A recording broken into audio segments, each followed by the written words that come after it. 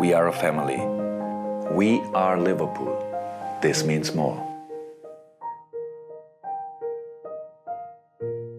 지난 시즌 첫 5경기 결과는 2승 2무 1패, 이번 시즌 첫 5경기 결과는 4승 1무. 단순히 결과만이 아닌 경기력에서도 확연한 차이를 보이며 기분 좋은 스타트를 끊고 있습니다. 이 중심에는 포워드의 영향도 크지만 포워드가 잘할 수 있게끔 좋은 방향으로 이끌어주고 있는 미드필더의 역량이 가장 돋보이고 있습니다. 여전히 베스트 3미드 조합을 찾은 것이 아님에도 확연한 차이를 보이고 있다는 것은 그만큼 지난 시즌 미드필더 포지션에서 문제가 많았다는 것이겠죠. 그래서 오늘은 지난 시즌과 확연한 차이를 보이고 있는 미드필더의 중심 알리스터와 소보슬라이 중에서 알리스터 관련해서 가볍게 얘기해보려 합니다. 시즌 초반 어떻게 활용되고 있는지, 앞으로는 어떠한 방식으로 활용되었으면 좋은지 개인적인 생각과 여러 데이터를 토대로 살펴보도록 하겠습니다. 넘버 6. 축구도사 스타일답게 알리스터는 10번, 8번, 6번 전 포지션을 소화할 수 있는 능력을 갖추고 있습니다. 프리시즌에서는 8번, 10번 포지션에서 대부분의 경기를 소화했었죠. 하지만 마땅한 6번이 없는 상황 속에서 시즌이 시작해버렸고 슈투트가르트에서 엔도를 데려오며 포지션 보강은 했지만 프리시즌을 함께 보내지 못했다 보니 전술 적응하는 데 있어 많은 어려움을 느끼고 있습니다. 엔도 관련해서는 추후 영상 제작을 하겠지만 그간 볼을 점유하고 지배하는 방식의 운영을 했던 팀이 아닌 내려앉고 역습 위주로 수비 포지셔닝을 가져가는 운영 속에서 좋은 모습을 보인 터라 생각보다 적응하는 데 오랜 시간이 걸리지 않을까 걱정이 됩니다. 그래서 클롭이 그라벤베르를 데려오며 크게 만족을 한 것이죠. 더블 볼란치 6번 포지션에서 출전도 가능하고 보다 수비적인 옵션으로 변화를 줄 수도 있기 때문입니다. 거기다가 티아고마저도 수술 이후 온전한 몸 상태로 회복하는 데 시간이 걸리는 상황 속에서 리버풀은 그냥 6번 옵션이 없습니다. 커티스 존스와 알리스터, 현재는 두 선수만 가능한 상황이죠. 꽤나 불안한 상황이지만 현재까지는 6번 포지션에서 안정적으로 볼백업을 해주며 잘 버티고 있다는 생각이 듭니다. 시즌 히트맵과 여러 데이터를 가볍게 살펴보죠. 경기장에서 보시는 바와 같이 미드 서드와 디펜스 서드 위주에서 주로 움직이며 공격적인 움직임을 보이는데 한계가 있습니다. 브라이튼 시절과 비교해보면 어택 서드 그리고 페널티 박스에서의 터치까지 확연한 차이가 있는 것을 알 수 있죠. 신체 사이즈나 축구 스타일이나 여러모로 6번 옵션으로 활용하기보단 8번, 10번 성향으로 활용하는 것이 훨씬 효율적이지만 현재까지 팀 사정상 그렇게 활용하지는 못하고 있습니다. 직접적으로 경기장 위치별 터치 수를 살펴보시죠. 90분당 평균 터치 수는 브라이튼 시절보다 증가, 완전한 6번 포지셔닝을 소화하다 보니 페널티 박스, 디펜스 서드, 미드 서드에서의 터치 수 급증, 반면에 어택 서드는 급격한 감소, 페널티 박스에서의 터치는 현재까지 없습니다. 사실상 이렇게 활용하려고 데려온 것은 아닌데 참 아쉬운 부분이죠. 볼음반에서의 기록도 가볍게 추가해보자면 3선에서 볼을 소유하다 보니 볼음반 자체는 올라갔지만 보다 공격적인 옵션에서의 수치는 하락했습니다. 하지만 그럼에도 알리스터가 훌륭한 모습을 보이는 것은 기본적으로 수비 옵션이 좋은 선수이기 때문입니다. 브라이튼 시절보다 훨씬 더 아래 지점에서 컨트롤 타워 역할을 맡아주며 90분당 태클과 인터셉트 수치는 급증, 볼 리커버리 수치도 증가, 안전한 볼백업과 함께 수비적으로 큰 문제를 보이고 있지는 않습니다. 클롭 또한 시즌 초반 리버풀의 6번 자리는 좋은 모습을 보이고 있는 알리스터가 맡을 것이라고 확실하게 언급했기 때문에 티아고의 복귀, 엔도, 그라벤베르의 적응도가 올라오며 100%의 모습을 보이기 전까지는 알리스터가 맡을 것으로 보입니다. 그렇다고 아쉬운 점은 없을까? 단 한 가지, 6번 알리스터의 효율성. 6번을 소화하는 알리스터가 못한다? 그것은 절대 아닙니다. 6번 롤을 소화하기에는 그가 가진 다양한 장점들을 활용하지 못해 아쉽다에 가깝습니다. 이를 말하기 앞서 지난 시즌 리버풀이 그토록 무너졌던 이유를 다시 살펴봐야 하는데 해당 내용은 다른 영상에서 한번 활용했던 기록입니다. 여기서 색이 붉을수록 수비적인 활동이 더 많았던 위치라고 볼 수 있죠. 확연히 알 수 있었던 부분은 지난 시즌 리버풀의 왼쪽 지점에서 과거와 달리 붉은색이 싹 빠져 있습니다. 하얀색에 가까울수록 리그 평균에 가깝다는 의미인데 리버풀처럼 라인을 높이고 최전방에서의 역압박을 통해 높은 라인에서의 수비를 중요시하는 팀이 최전방에서의 수비 지표가 떨어진다? 양측면 미드필더 그리고 포워드의 탓을 할 수밖에 없겠죠. 최전방 전체적으로 색이 옅어졌지만 핵심은 왼쪽 하프 스페이스 지점에 대한 수비가 지나치게 떨어졌다는 것입니다. 그래서 이를 보완하기 위해 리버풀이 영입한 선수가 맥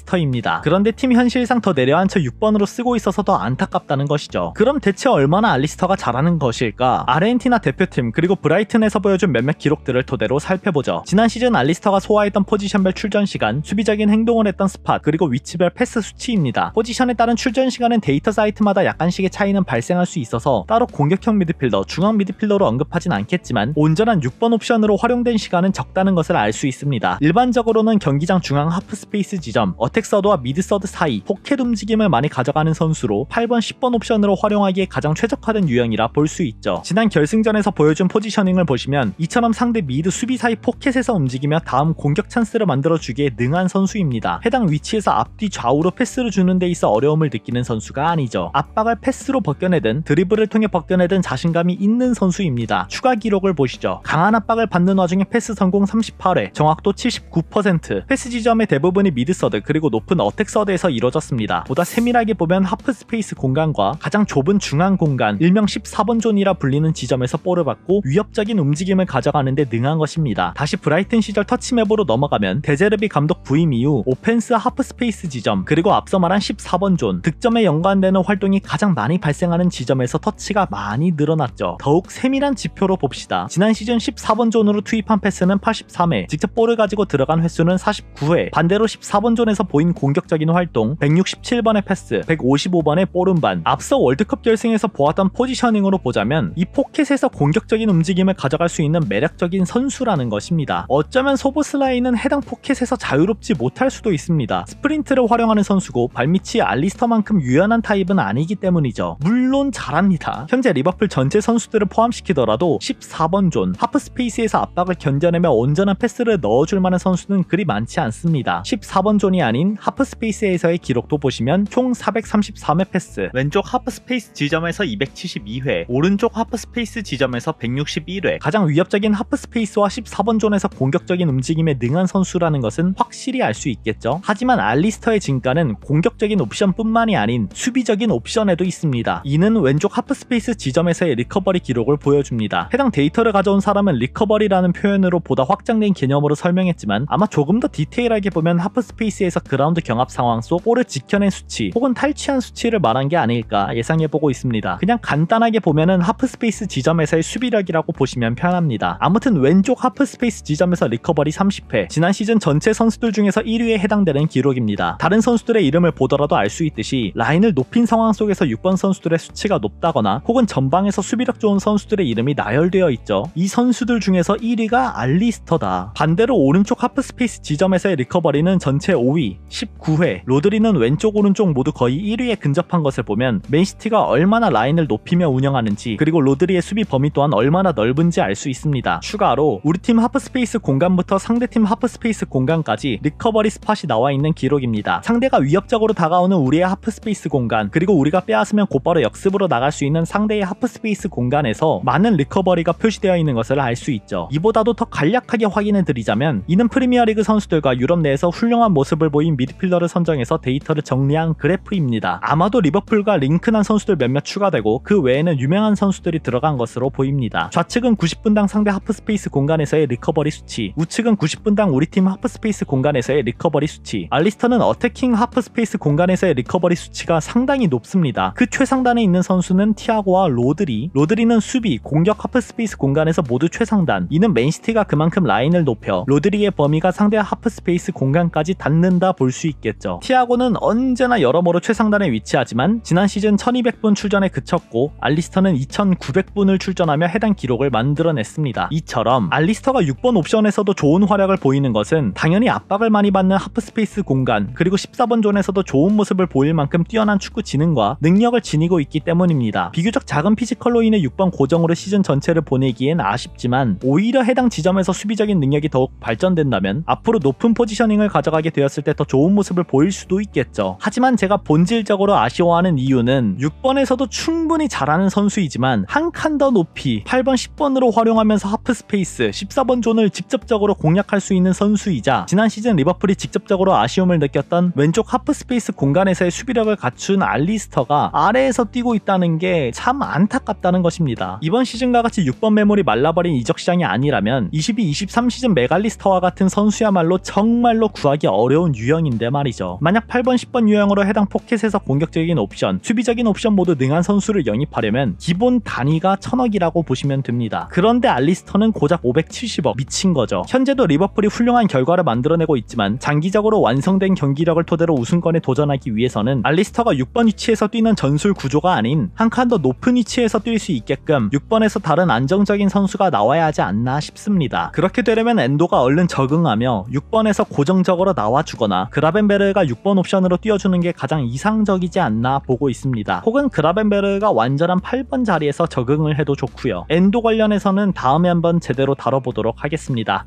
그럼 안녕!